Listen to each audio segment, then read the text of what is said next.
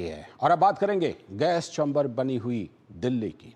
राजधानी दिल्ली में प्रदूषण की स्थिति बद से लेकर बदतर श्रेणी में पहुंच गई है। दिल्ली की जनता जहरीली हवा में सांस लेने के लिए मजबूर है और बढ़ते प्रदूषण से लोगों की सेहत पर भी बुरा असर पड़ रहा है।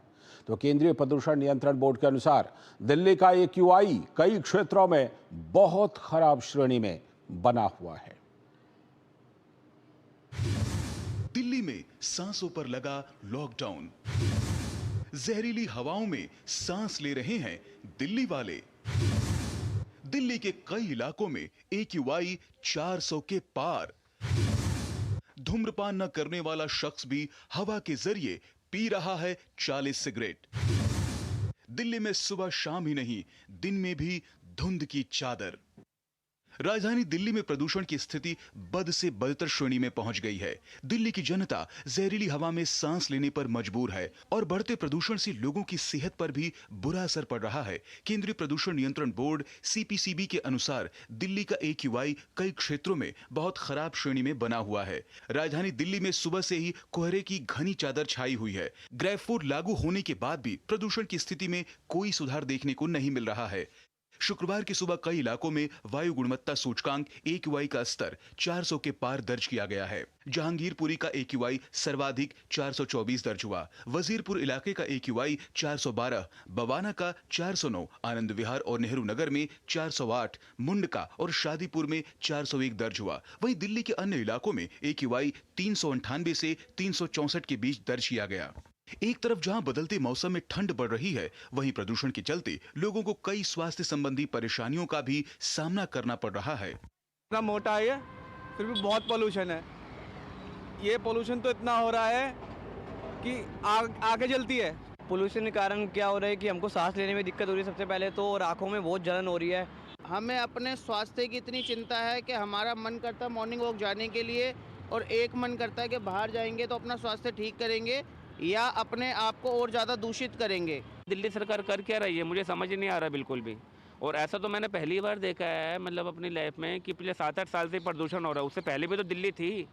दिल्ली आज से थोड़ी ना हम लोग इतना एंजॉय क्या करते थे, आज यहाँ से निकलने में इतना दूभर हो रहा है, मैं क्या बताऊँ आपको। दिल्ली में बढ़ते प्रदूषण पर जमकर राजनीति भी हो रही है। दिल्ली के पर्यावरण मंत्री गोपाल राय इस मामले में केंद्र सरकार को जिम्मेदार ठहरा रहे हैं। तो दिल्ली में प्रदूषण के स्तर को कम करने की कोशिश में नई दिल्ली नगर पालिका परिषद ने कई स्थानों पर नाइट क्लीनिंग और सड़कों की सफाई की। NDMC के उपाध्यक्ष और भारतीय जनता पार्टी के नेता कुलजीत सिंह चहल भी सफाई अभियान के दौरान मौजूद रहे। कुलजीत सिंह चहल ने आम आदमी पार्टी के नेतृत्व वाली दिल्ली सरकार की आलोचना की तथा उस पर दिल्ली को स्वच्छ बनाने के लिए पर्याप्त कदम उठाने में विफल रहने का आरोप लगाया। माननीय नरेंद्र मोदी जी के स्वच्छ भारत मिशन से प्रेरणा लेते हुए स्वच्छता मॉडल एक ऐसा जो गुजरात में और बाकी जगहों में भी रात्रि क्लीनिंग, नाइट स्ट्रीट वॉशिंग को हमने शुरू किया। हमारा अगला संकल्प गार्बेज फ्री NDMC भी है। सर्दियां शुरू होने के साथ ही दिल्ली की आबोहवा और ज्यादा बिगड़ गई है। सुबह शाम ही नहीं, दिन में भी दिल्ली धुंध की चादर में लिपटी हुई है। Bureau report, DD news. तो बुरा हाल है दिल्ली का और दिल्ली वालों का। और इन सब के बीच दिल्ली NCR में प्रदूषण को लेकर सुप्रीम कोर्ट में सुनवाई हुई। सुप्रीम कोर्ट ने दिल्ली सरकार के हलफनामे पर नाराजगी जताई है।